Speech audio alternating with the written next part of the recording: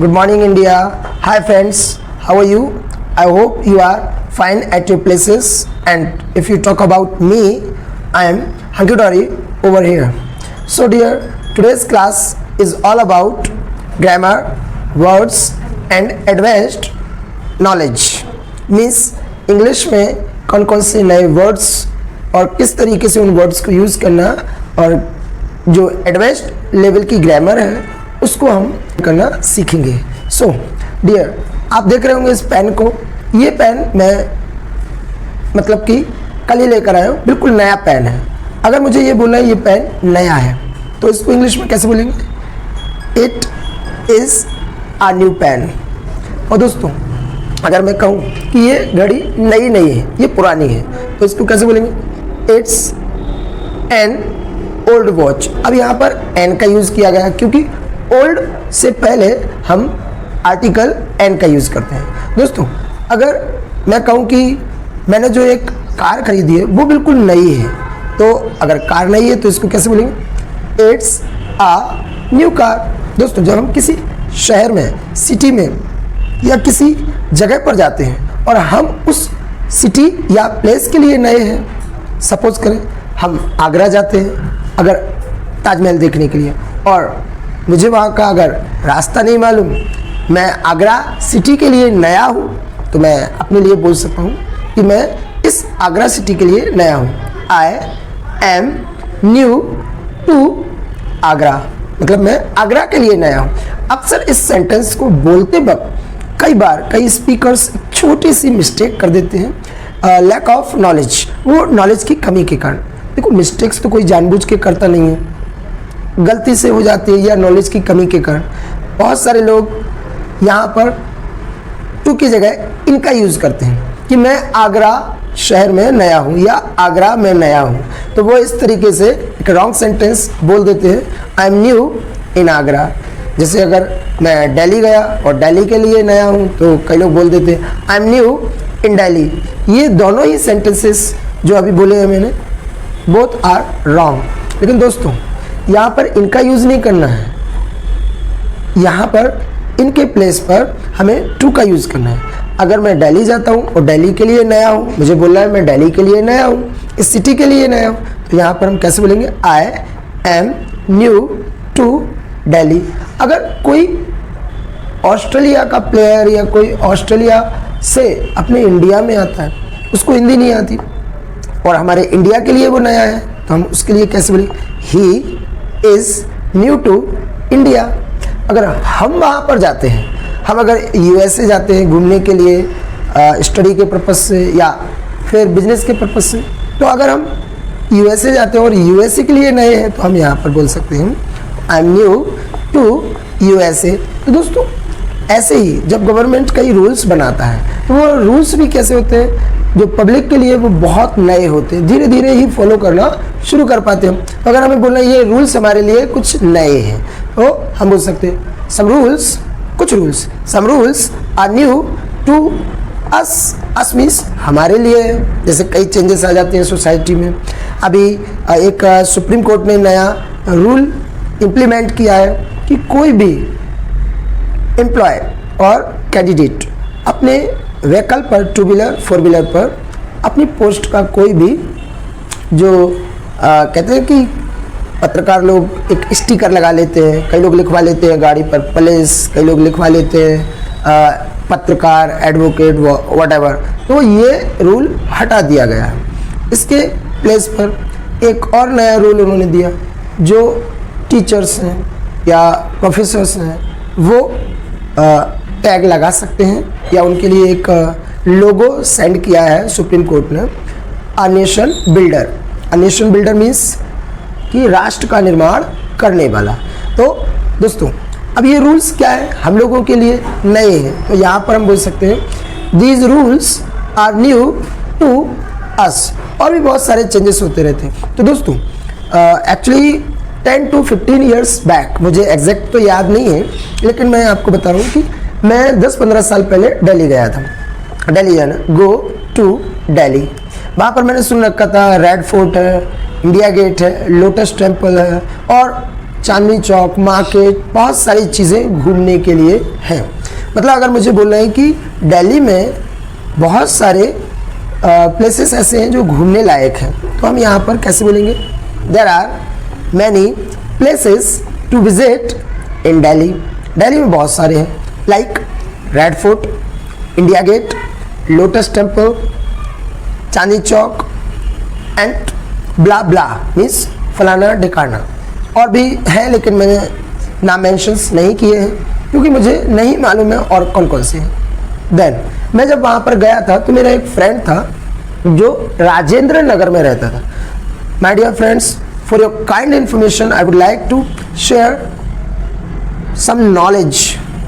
मैं आपको बताना चाहूँगा कि राजेंद्र नगर दिल्ली का एक ऐसा प्लेस है जहाँ पर nobody speaks Hindi, all people speak in English. सभी लोग इंग्लिश बोलते हैं। Even T maker, rickshaw driver, auto driver, tiffin centre चलाने वाला भी वहाँ पर इंग्लिश बोलता है। तो ये एशिया का, नॉट ओनली इन दिल्ली, पूरे एशिया में एक ऐसा प्लेस है जहाँ पर एवरीबडी स्पीक्स इन इंग्लिश। और नॉर्मल इंग्लिश नहीं, बहुत ही खास English, standard, special English, professional English.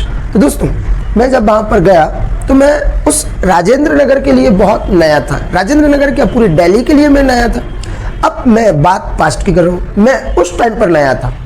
अगर मैं आज डिस्कस कर रहा हूँ आपके साथ, अगर मैं आज की बात कहूँ कि मैं अभी दिल्ली के लिए नया हूँ, तो यहाँ पर कैसे बोलेंगे? I am new to Delhi. लेकिन मैं तो 15 साल पहले की बात करूँ, 20 साल पहले की बात, तो उस टाइम पर मैं नया था, तो कैसे बोलेंगे? अब ये जो एम है पास्ट में जाकर वॉज में कन्वर्ट हो जाएगा। जब हम बात पास्ट की करते हैं तो इज और एम ये पास्ट में जाकर वॉज में कन्वर्ट हो जाते हैं। और दोस्तों जो आर है वो वर में कन्वर्ट हो जाता है। तो अगर मैं अभी दिल्ली के लिए नया हूँ, I am new to Delhi, 15 साल पहले था, एम किस में बदल जाएगा? वॉज। तो यहाँ पर मैं कैसे बोलूँगा कि मैं दिल्ली के लिए उस टाइम पर नया था? I was new to Delhi. तो मैं उस टाइम पर नया था। मैंने एक रूम किराए पर लिया।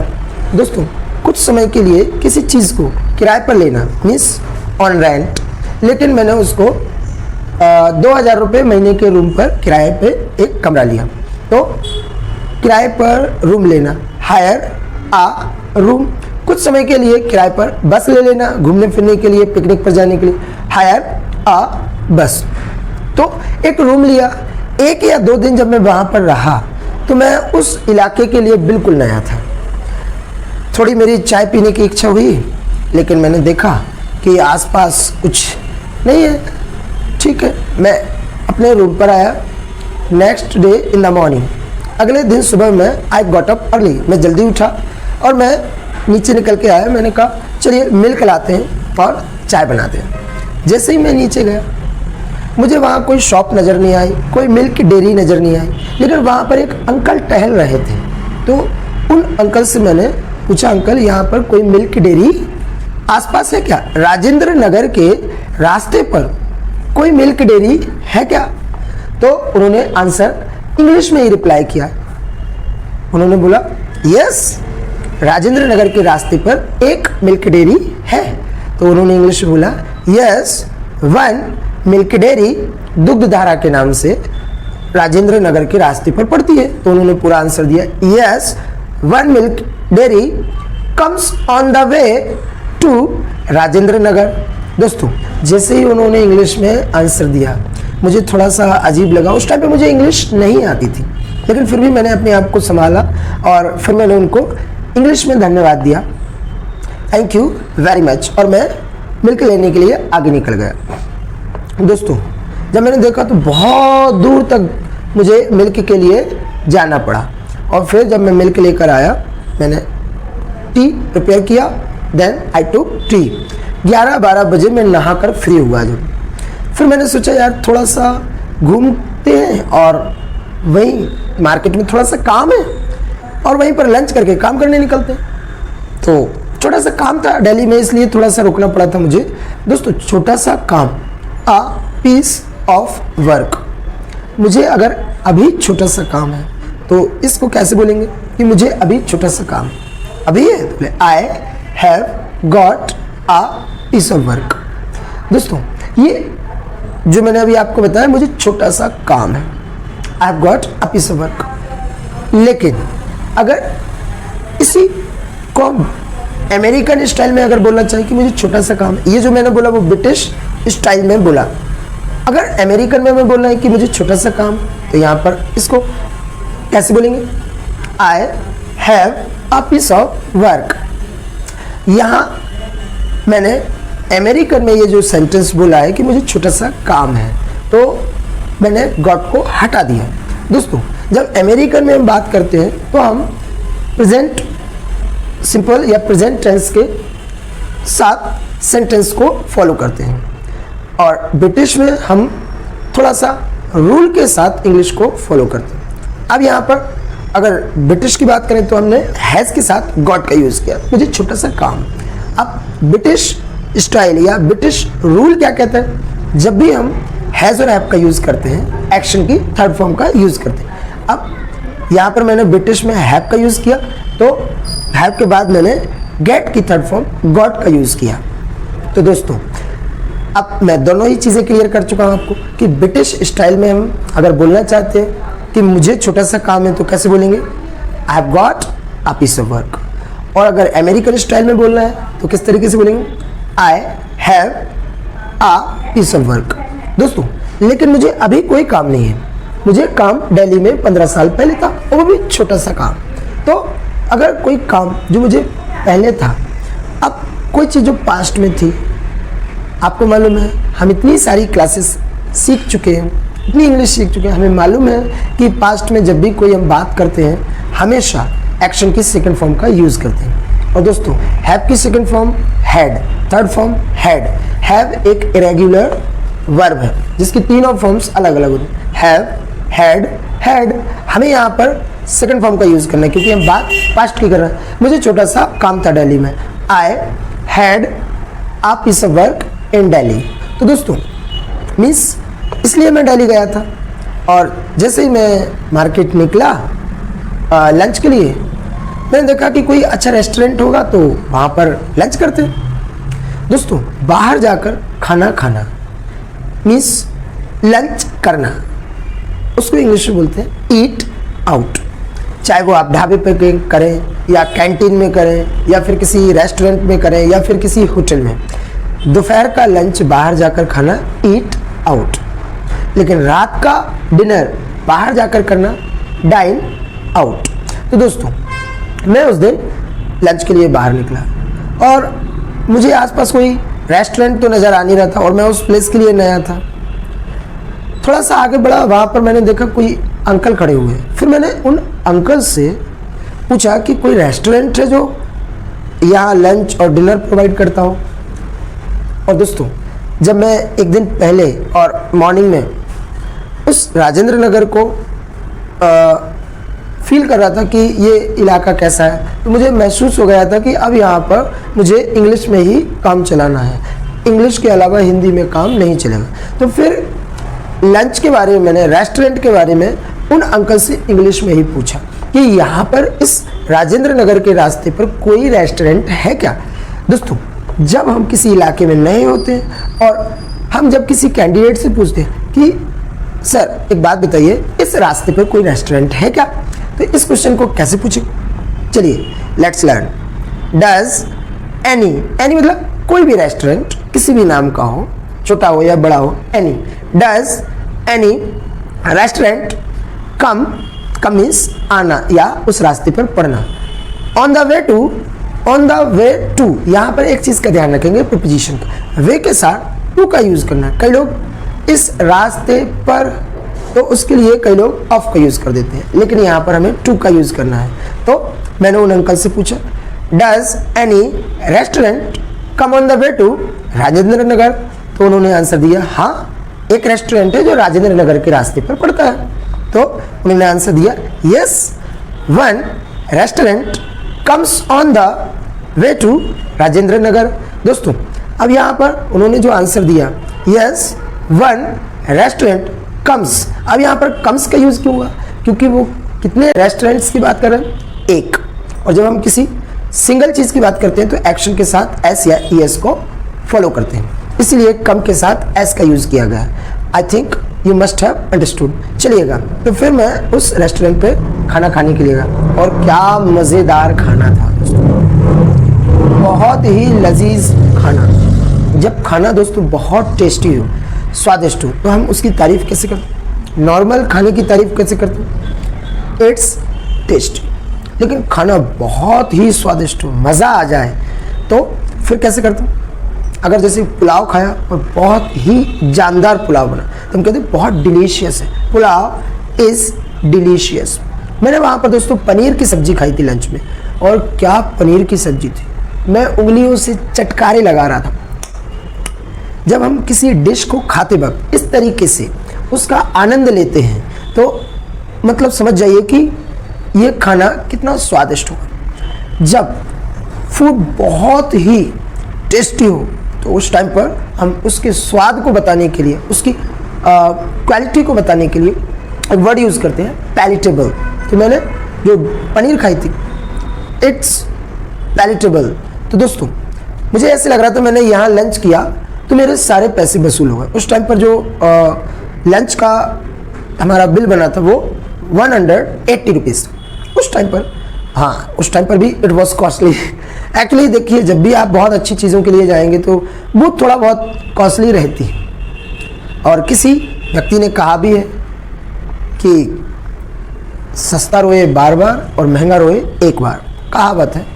देयर इज अ से in English, who said I don't know, मुझे नहीं मालूम किसने कहा, बट ऐसा कहा जाता है। तो लंच किया मैंने और फिर घर पर आकर जो मार्केट में काम था मैंने काम किया और I completed my task.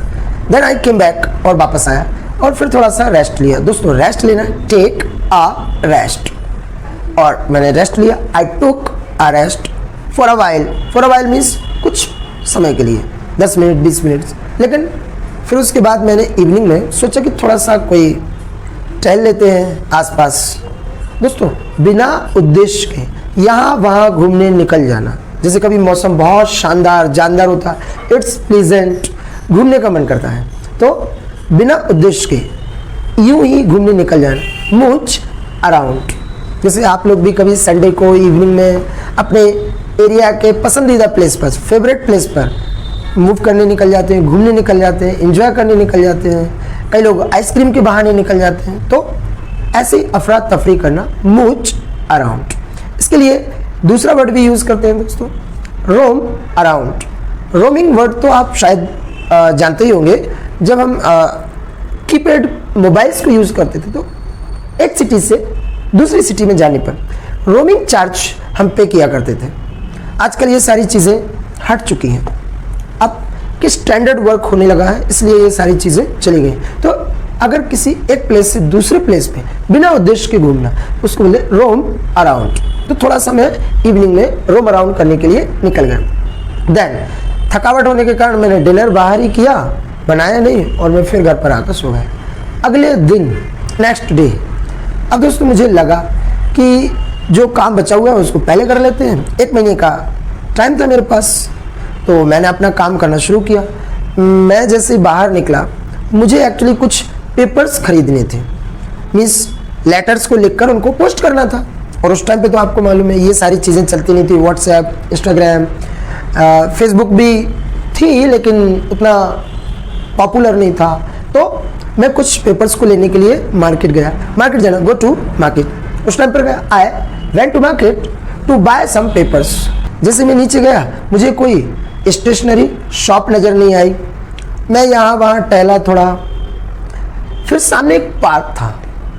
I went to park, वहाँ पर एक पापड़ सेल करने वाला था, बड़ी अच्छी स्टाइल में सिंगिंग करके पापड़ बेच रहा था, और खुशी खुशी लोग उसके पापड़ को खरीद भी रहे थे, एंजॉय कर रहे थे। उस टाइम पर उसने वो पापड़ 10 रुपीज़ का दिया था दोस्तों।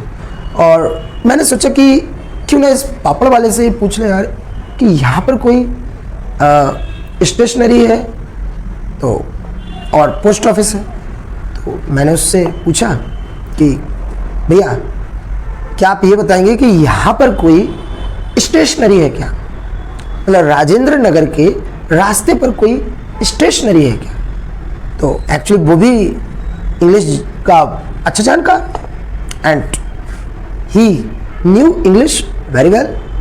मैंने उससे इंग्लिश में ही पूछा कि यहाँ पर राजेंद्र नगर के रास्ते पे कोई स्टेशनरी आती है, तो कैसे पूछेंगे। अगर किसी से आप पूछना चाहते हैं कि इस रास्ते पर कोई स्टेशनरी है तो किस तरीके से पूछें, does any stationery come on the way to के बाद जिस रास्ते या जिस जगह की आप बात करें इस जगह पर, तो उसका नाम बोले। मैंने राजेंद्र नगर के रास्ते के लिए पूछा तो मैंने उससे पूछा था does any stationery come on the way to Rajendra Nagar, तो उसने आंसर दिया यस, वहां पर तो दो स्टेशनरीज हैं। तो दोस्तों फिर उसने बताया कि आप सीधे चले जाइए, वहां पर 2 स्टेशनरीज हैं। तो उसने इंग्लिश में ही रिप्लाई दिया yes 2 stationeries come on the way to Rajendra Nagar. दोस्तों अब यहाँ पर कम से एस को हटा लिया गया, क्यों, क्योंकि सब्जेक्ट हमारा प्लूरल है और जब सब्जेक्ट प्लूरल होता है तो हम वर्ब भी प्लूरल ही यूज करते हैं, इसीलिए जो एस है एक्शन में से हटा लिया गया, मीन्स कम्स में से एस को हटा लिया गया, क्योंकि स्टेशनरीज कितनी है 2। तो अब आप समझ गए होंगे। और फिर मैं आगे बढ़ा और स्टेशनरी से मैंने पेपर्स खरीदी। उस दिन मैंने पूरे दिन लेटर्स को लिखा। दोस्तों लेटर लिखना, राइट अ लेटर, मैंने 4 या 5 लेटर्स थे, सभी लिखे। आई रॉट सम लेटर्स। अब नेक्स्ट डे मुझे पोस्ट करना था उसको, और मुझे मालूम नहीं था कि पोस्ट ऑफिस कहाँ है। मैं फिर से उसी पार्क में टहलने के लिए नेक्स्ट डे निकल गया।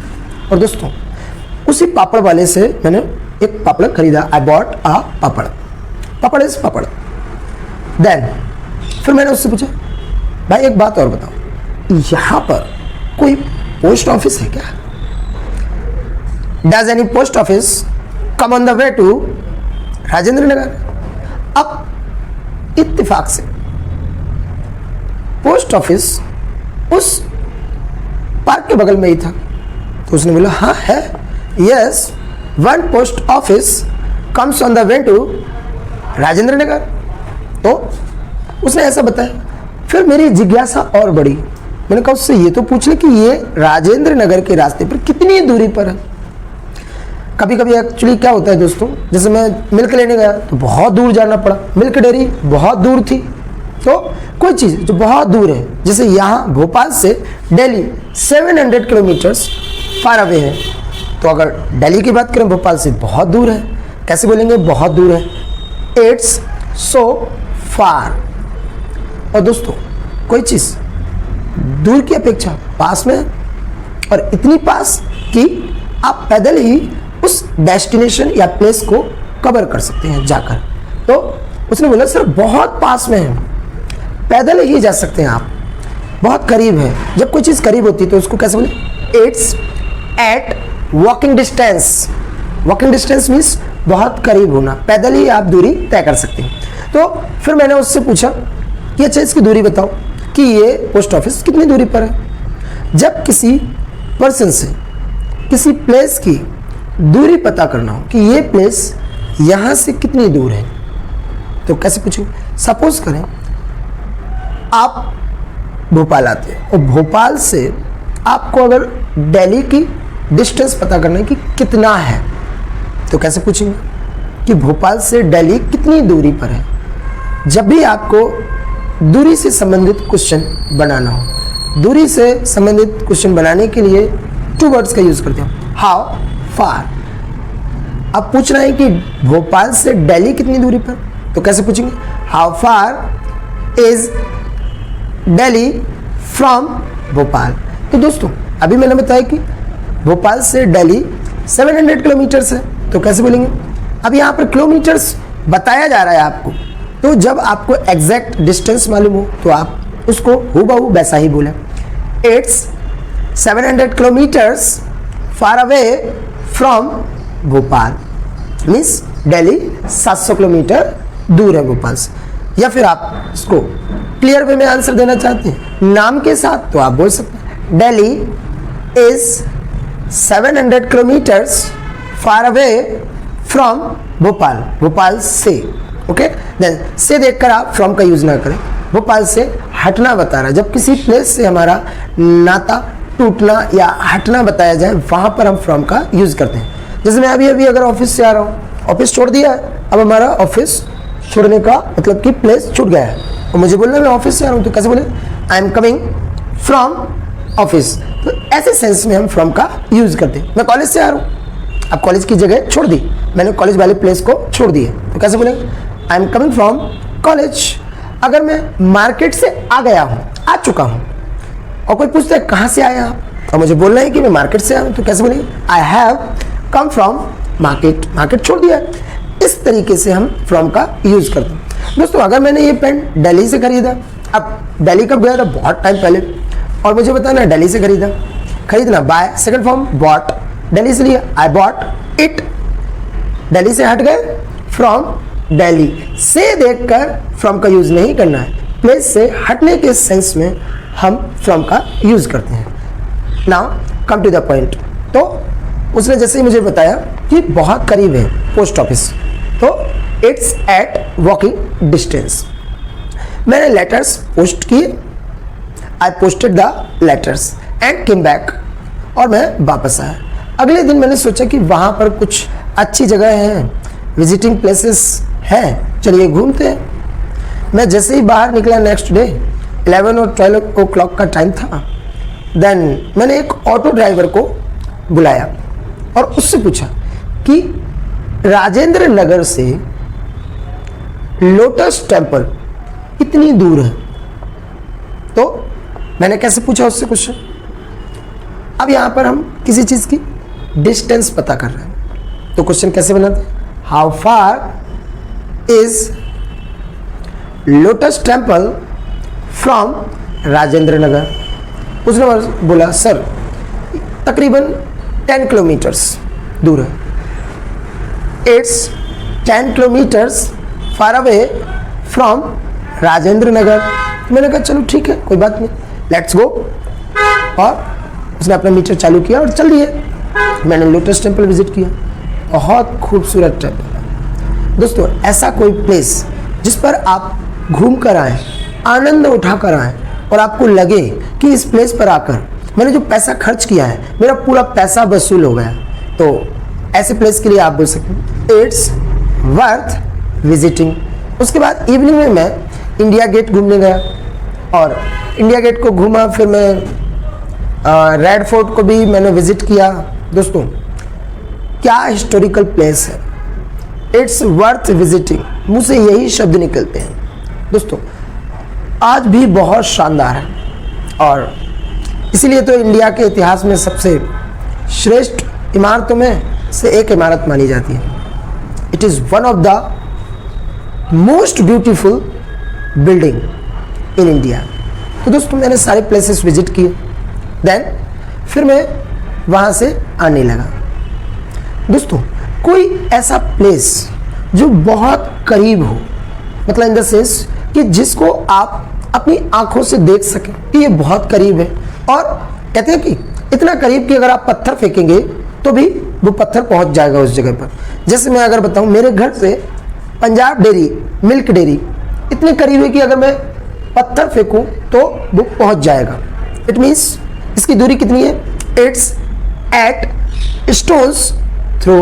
दोस्तों अभी जहां पर हम कोचिंग को मीन्स ऑक्सफोर्ड इंग्लिश एकेडमी को रन करते हैं भोपाल में, उस एकेडमी के ठीक सामने एक पार्क बना हुआ है। देयर इज अ पार्क, मतलब हम पार्क के ठीक सामने रहते हैं। किसी चीज़ के ठीक सामने जब हम होते हैं तो वहाँ पर हम कौन सी प्रीपोजिशन का यूज़ करते हैं, इन फ्रंट ऑफ। अगर मुझे बोलना है मैं स्वामी विवेकानंद थीम पार्क के सामने रहता हूँ तो कैसे बोले, I live in front of Swami Vivekananda theme park. तो दोस्तों मुझे बोलना मेरे घर के सामने स्वामी विवेकानंद थीम पार्क, और वो इतना करीब है, बिल्कुल पत्थर फेंकेंगे तो पहुंच जाएगा। तो इसको कैसे बोलेंगे, बहुत करीब है, इट्स एट स्टोन्स थ्रो। दोस्तों तकरीबन it has been 8 to 10 years, तकरीबन 8 से 10 साल हो गए। जब मैं एज अ स्टूडेंट मैं इंस्टीट्यूट में रहता था, तो मैं इंग्लिश सीख ही रहा था उस टाइम पर भोपाल में यूएसए से 2 गर्ल्स फॉरेनर्स वो भोपाल घूमने के लिए आए थे। They came to Bhopal for visiting. और किसी एक स्टूडेंट को रास्ते में मार्केट के मिल गए, वो कोचिंग तक लिया।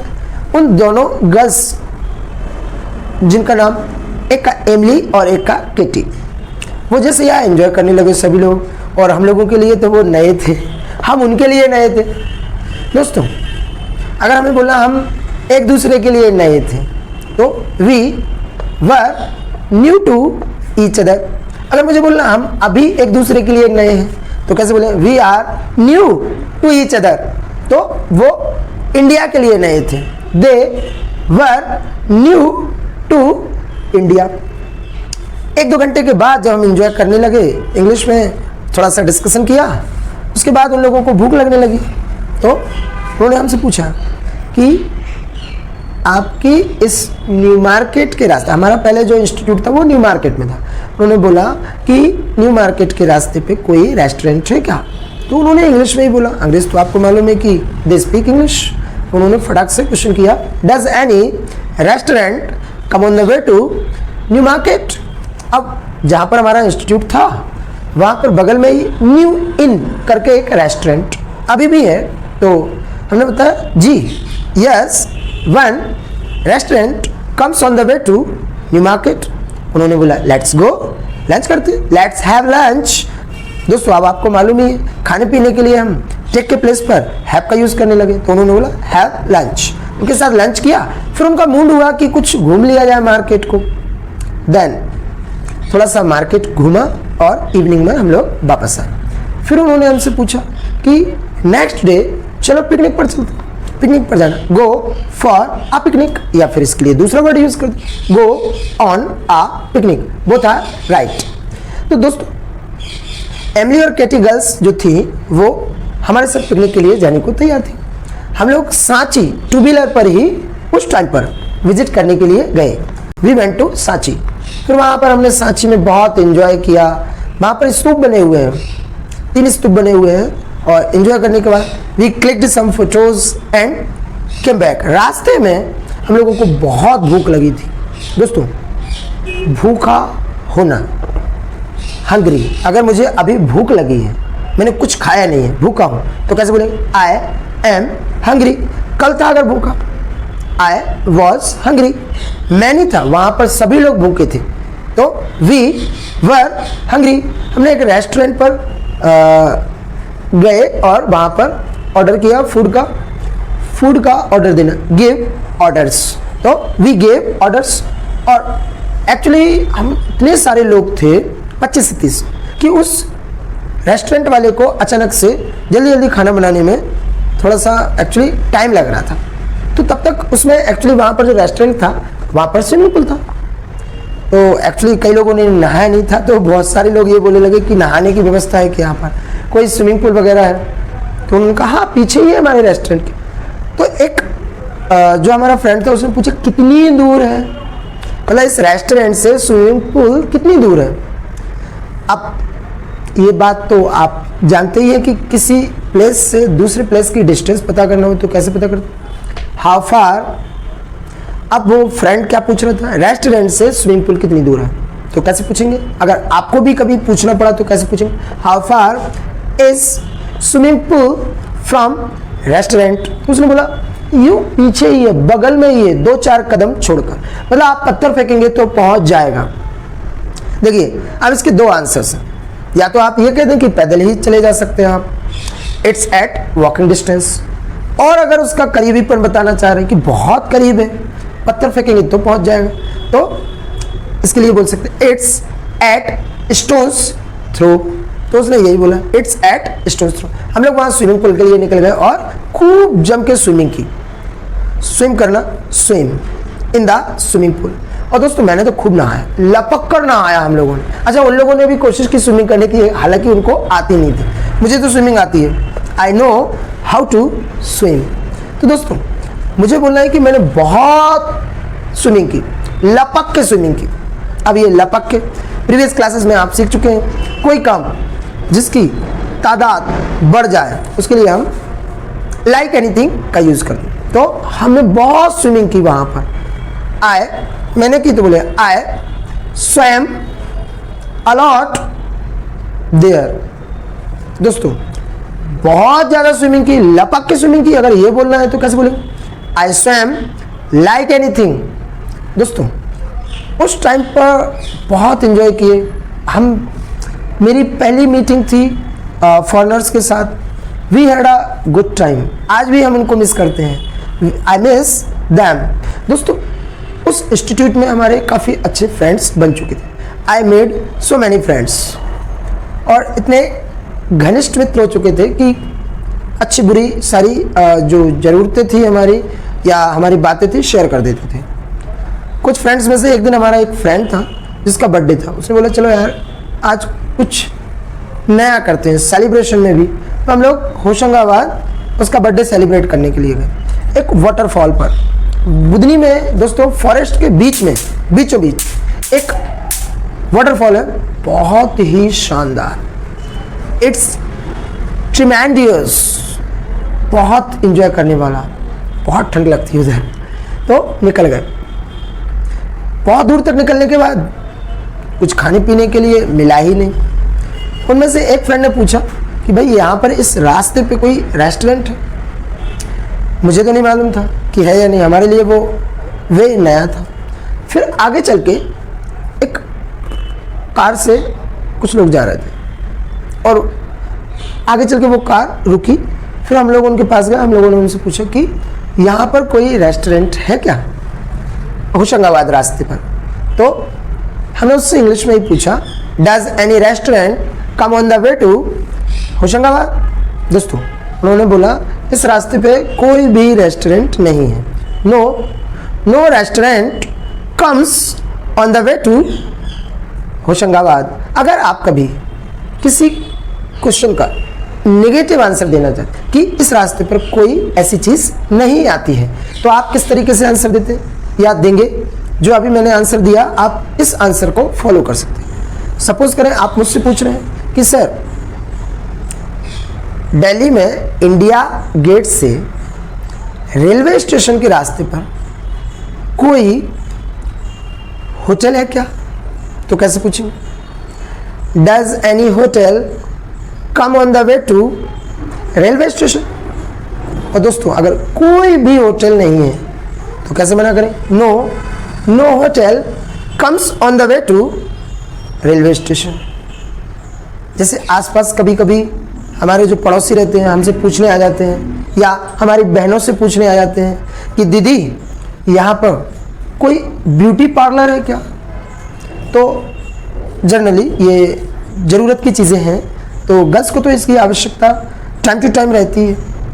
तो ऐसे ही मेरी एक पड़ोसी मेरी बहन से पूछने आई कि दीदी यहाँ पर कोई अपने इलाके में मतलब कि भोपाल में अशोका गार्डन में रेलवे स्टेशन के रास्ते पर कोई पार्लर है क्या, ब्यूटी पार्लर?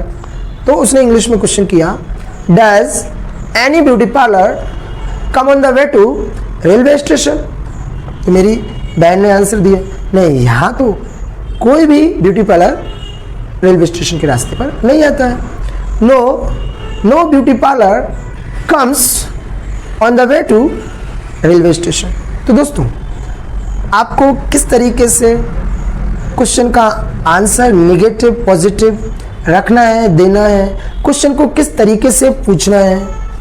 जब हम किसी प्लेस के लिए नए होते हैं तो आप किस तरीके से इंग्लिश में अपना कॉन्वर्सेशन शुरू कर सकते हैं, अपने नॉलेज को कैसे बढ़ा सकते हैं, अपने डाउट को कैसे क्लियर कर सकते हैं, ये सारे क्वेश्चन आंसर्स आप आज के वीडियो में सीख चुके हैं। दोस्तों मैं अगर दिल्ली विजिट करके आया तो एक क्वेश्चन तो बनता है कि जितने भी प्लेसेस आपने दिल्ली में घूमे हैं आपको दिल्ली कैसा लगा? ये काफ़ी कॉमन क्वेश्चन है। तो जब किसी से पूछ रहे हो कि ये प्लेस आपको कैसा लगा तो कैसे पूछे? How do you find it? It means उस जगह की बात हो रही है। जैसे अभी मैं दिल्ली की बात कर रहा हूँ, मैं दिल्ली की बात कर रहा हूँ कि दिल्ली कैसा लगा, how do you find Delhi? दोस्तों बड़ी मस्त सिटी है। मस्त सिटी मीन्स जाएंगे तो आप बहुत कुछ सीख कर ही आएंगे। एंड एक बहुत फास्ट, दूसरा कि बहुत बिजी। जब फास्ट है तो बिजी तो रहे। तो दोस्तों लेकिन मैं गया था तो मैंने जितना घूमा, जितना इन्वेस्ट किया, मेरे तो सारे पैसे वसूल हो गए। मुझे अगर बोलना है कि ये घूमने लायक प्लेस है तो इट्स वर्थ विजिटिंग। ऐसे दोस्तों जब मैं आगरा गया था तो जब मैं लौट कर आया तो मेरे दोस्त ने एक सवाल किया था, ताजमहल कैसा लगा। अगर आप किसी व्यक्ति से पूछना चाहते कि आप ताजमहल घूम कर आए कैसा लगा, तो क्वेश्चन कैसे बनाए, how do you find it. दोस्तों हाउ डू यू फाइंड का आंसर इट्स में ही देना है या देते हैं। तो दोस्तों if I talk about Taj Mahal, I don't have words to appreciate about Taj Mahal, लेकिन फिर भी मैं ये कहूँगा कि बहुत ही भव्य इमारत है, बहुत ही अच्छा नज़ारा है। ताजमहल के सामने हल्का सा स्विमिंग पूल जिसमें ताजमहल की पूरी इमारत शैडो दिखाई देती है। देन साइड्स में गार्डन, लॉन्स बने हुए हैं। Behind the building their is Yamuna river. ये नज़ारा देखकर मैं यही कहूँगा इट्स ऑसम। ये बहुत ही भव्य प्लेस है। दोस्तों आप अगर किसी फ्रेंड के साथ कहीं घूमने जाते हैं या कोई फ्रेंड घूम कर आया हो तो आप इस तरीके से उससे क्वेश्चन कर सकते हैं और अपने कॉन्वर्सेशन को आगे लीड कर सकते हैं। आज की क्लास वॉच करने के लिए thanks a million. Catch you later soon.